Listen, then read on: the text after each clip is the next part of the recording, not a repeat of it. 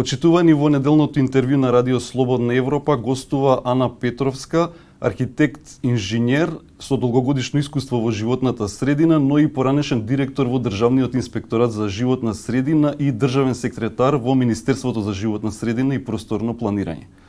Господјо Петровска, на почетокот на месецов имаше апсења за случајот со увоз на мазут со лош квалитет.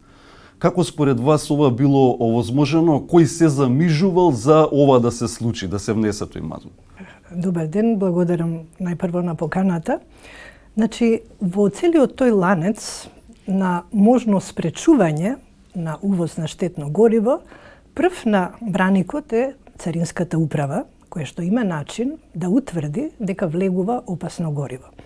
Пред се, читајќи ги царинските декларации, во кои што има спорни царински броеви, под кои што и во минатото биле увезувани количини на опасен мазут. Потоа може да види индикативно и името на мазутот, например шверол, кој што значи heavy oil, остаток од производство на гориво или отпадни масла, па значи тоа не е мазут, туку е отпад. И на крајот, во Царинската декларација, можно е да се крие и шифра на отпад, согласно листата на отпади од групата 13, што значи отпадни масла и течности. Сега царината, овој трет индикатор не знае да го чита, тоа може да го чита Министерството за животна средина или Државниот инспекторат, но за жал, тие не се вклучени во постапката на увоз, царинската постапка. Понатаму, царината исто така има можност, согласно Законот за Царинска управа, по член 78, да нарача мерење на квалитетот, наместо да се задоволи само со разгледување на Царинската декларација. И при првиот сигнал дека имаме сомнителен тарифен број, сомнително име или сомнителна шифра на отпад, тие веднаш може да го ангажираат пазарниот инспекторат. За сметка на тоа, тие се задоволуваат со мерење само на содржина на сулфур, бидејќи содржината на сулфур е исто така важен еколошки параметар и Европа е загрижена, нели, затоа стандардот за квалитет на мазот го ограничува содржината на 1%. Меѓутоа, тука во тој мазот имаме и други параметри. Содржина на вода, содржина на пепел. Содржината на вода значи дека има помала калорична моќ и дека ќе треба да изгориме многу повеќе мазут или какво и да е тоа гориво.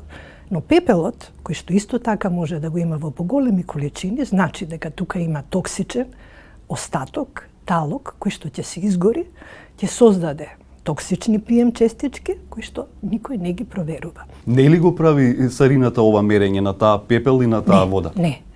Тоа може да го нарача, доколку има сомнеш, меѓутоа тоа не го прават, затоа што царината, знаете, нема ни буџет за таа работа. Тие си имаат буџет за својата акредитирана лабораторија, која што се занимава само со сулфур, но пазарниот инспекторат всушност е надлежен да ја врши целокупната контрола на квалитетот на горивото согласно правилникот за квалитет на течни горива. Односно да провери дали тоа што е на документите соодветствува со тоа што е во реалноста.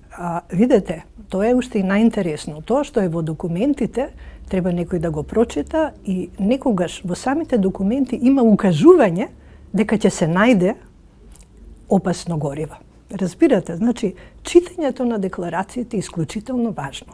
И во 2021 година, кога јас бев директор на инспекторатот и кога имавме онаа голема афера со ИРЛ, нели, тогаш утврдивме што? Утврдивме на вистина дека Царинската декларација на сите оние фирми увозници кај кои што се утврди штетно гориво, всушност имало индиции дека тоа гориво не е добро. Значи, царината е многу важна во тој дел. Понатаму ме прашавте кој друг, секако пазарниот инспекторат. Но пазарниот инспекторат од 2022 година до ден денес има изгубено 30 инспектори. Значи, од 150 и кусор во моментов има 120. Дел од нив се само специализирани за гориво. И понатаму, тие немаат доволен буџет да ангажираат доволен број на анализи на горивата. Тие се фокусираат во пазарот на дизелот, бензинот, биогоривата, тие што ги горат, нели, возилата. Затоа што и таму има многу малверзации, и таму не може да се постаса. Меѓутоа, мазутот, квалитетот на мазутот е исклучително важен, бидејќи го горат школи, го горат болници, го горат градинки, го гори индустрија и го горат термоцентралите. И тоа Неготино, Рек Битола и Осломи. И во 2021 година, кога ја направивме таа кампања на анализи, утврдивме дека многу лесно, со еден протокол, каде што сите од институциите ќе бидат вклучени, може уште веднаш да го запреме увозот.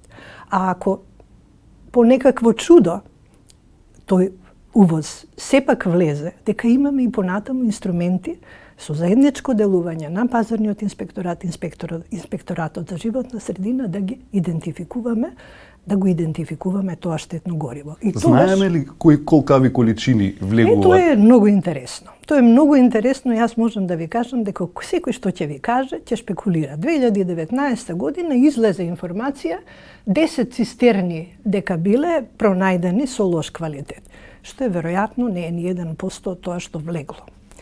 А сега зборувам исто така за големи количини, 37.000 тони и така натаму. Во 2021 година извештаите што ги дава институциите всушност се фокусира на тоа кои увозници биле казнети, кои немале лиценца, кои немале доволно стокови резерви и кај кои што се најдени повишени параметри на содржина на вода и пепел.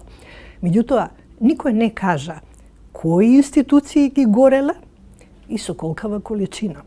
Значи, никој тогаш не кажа дека болница, физикална терапија, горела штетен мазут во сред центар на град, дека Рек Битола исто така горел опасен мазут, дека Тулана во Ресен исто така горела опасен мазут, дека Огражден во Струмица исто така горела опасен мазут. Значи, сите се фокусираа на тие фирми кои што биле казнети, увозниците, да, окей.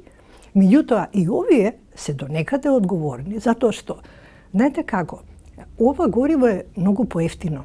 Многу поевтино е заради тоа што е произведено многу поевтино. Мазутот, бидејќи има многу мала содржина на сулфур, тоа е сега доста скап.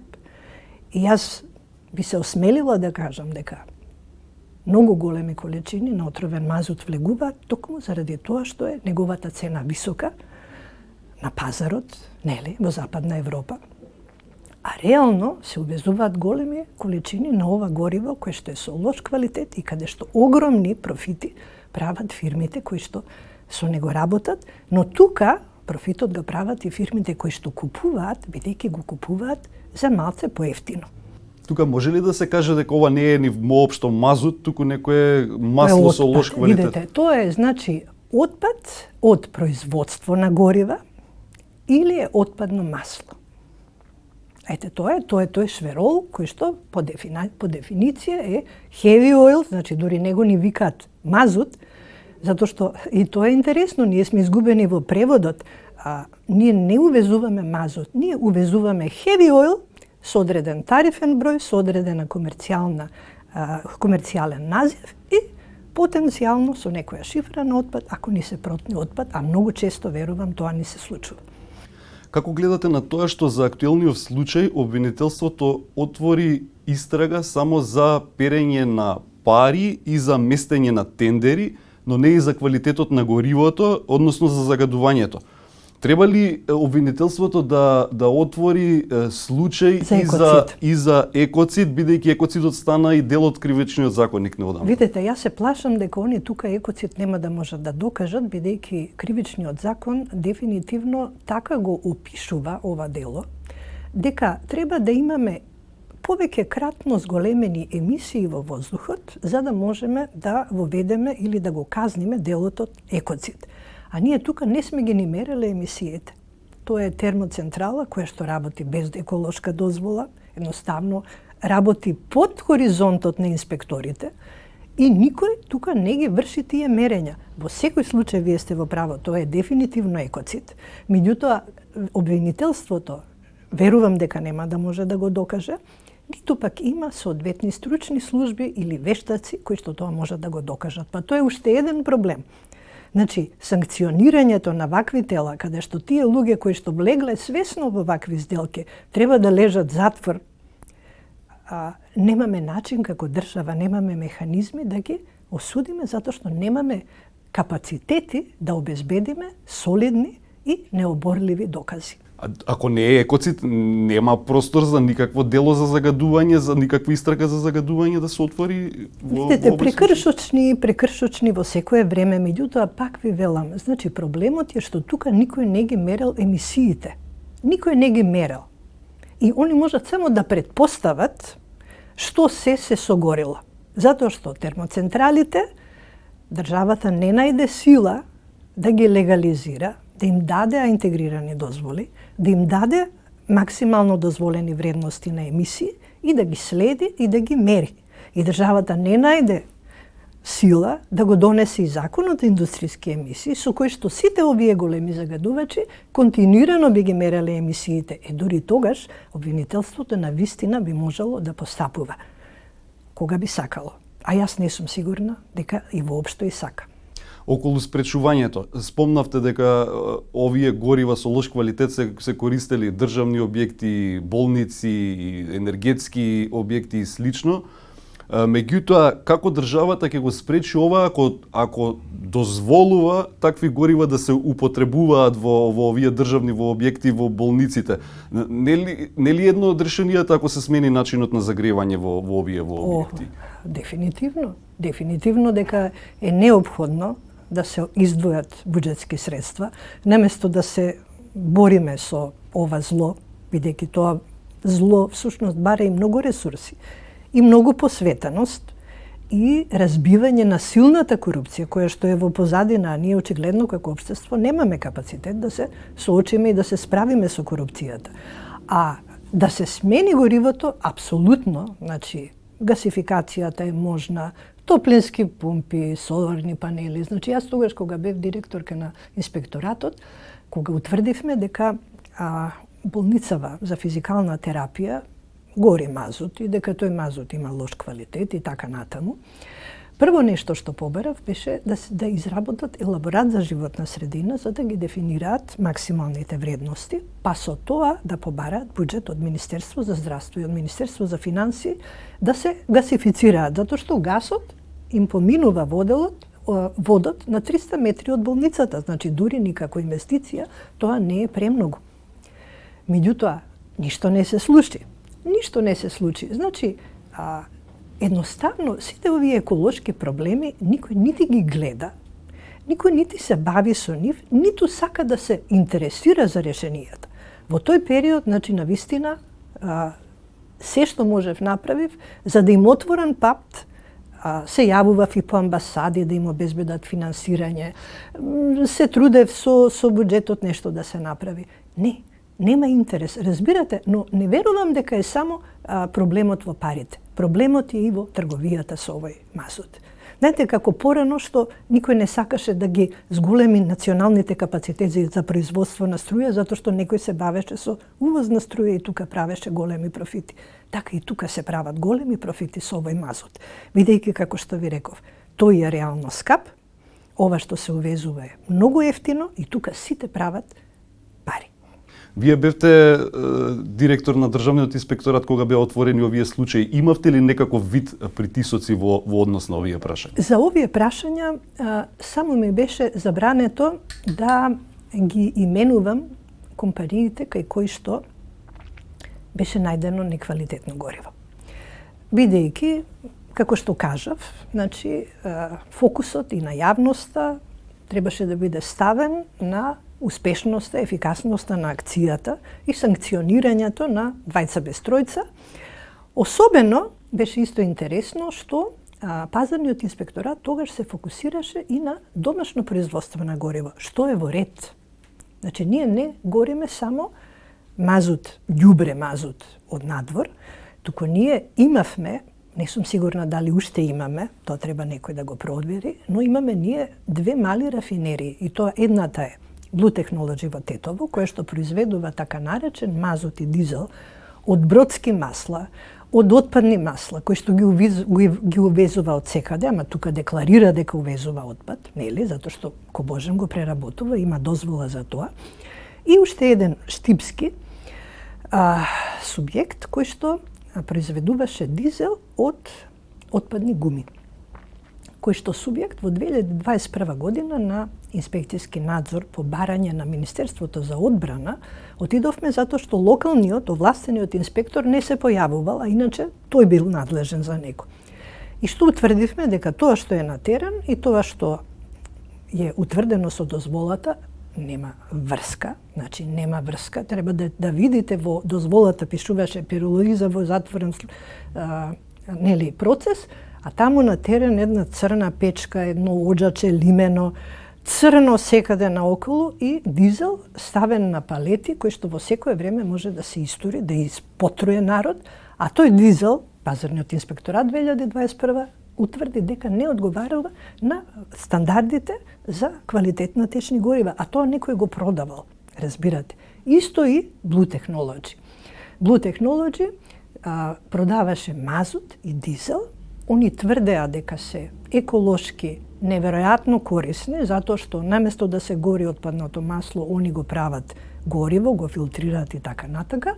Меѓутоа, пазарниот инспекторат утврди дека и таму има и вода, и пепел, и ѓубре, и што ви душа сакат.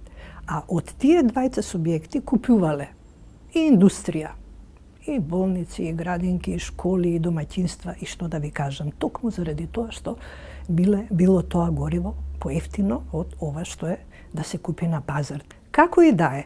Значи, в 2021 година се вети дека ќе се донесе уредба за квалитет на течни горива, која што уредба сите овие прашања ќе ги решеше. Моменталниот правилник е по закон за безбедност на производи. Ова требаше да биде согласно закон за енергетика, каде што му е и местото.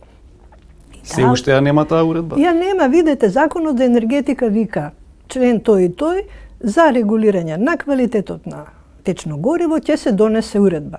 Уредбата ја нема. Го спомнавме, нели, делото за екоцид, сега е актуелен случај со рудникот Тораница и загадувањето на Крива река. Државниот инспекторат соопшти дека рудникот се согласил за постапка за спогодување. Еве зошто и во вакви случаи немаме кривични постапки, туку скоро секогаш државниот инспекторат се согласува на тие спогодбени постапки. Видете, секогаш индустријата кај нас била заштитена. Секогаш. Зошто тука што зборуваме? Ние зборуваме, ја штитиме економијата, ги штитиме работните места и така натаму, а тие индустрии повеќе или помалку се придонесуваат и во политичкиот живот. Така да законот ја дава таа можност за спогодба и во најголем број на случаи тоа се користи. Ако во моментот на излевањето на токсичните материи никој не земал примероци и не ги предал на обвинителство и на МВР, верувајте дека било каква кривична пријава понатаму нема да заврши работа. Значи, во тие ситуации кога некој сака да постапува, треба да постапува навремено, без оглед дали е тоа случајно во викенд или после работно време, да има пристап до акредитирана лабораторија, примерокот да се земе на адекватен начин и да го испитува акредитирана лабораторија за да обвинителството и судот имаат по што да постапуваат. И на толку проблеми со загадување во државата, сега Министерството за животна средина побарало увоз на отпад од Европа. Како гледате на ова? Јас како го читам тоа? Јас го читам дека побарано е да се увезуваат видови на отпади од зелената листа, кои што се третираат како неопасен отпад и тоа се видови на отпад кои што се потребни како репроматеријал во нашата индустрија. Пред се, тоа се метали, например, еден Макс Стил не може да работи без да увезува, нели, старо железо. Сега, јас не знам што друго е побарано да увезуваат, значи, она што е званично е дека е побарано да влегуваат видови на Нема отпад. опасен отпад на листата. Видете, но е исто така многу интересно. Јас сум се сретнала и со манипулации на декларирање дека е отпад на зелена листа, а всушност не е.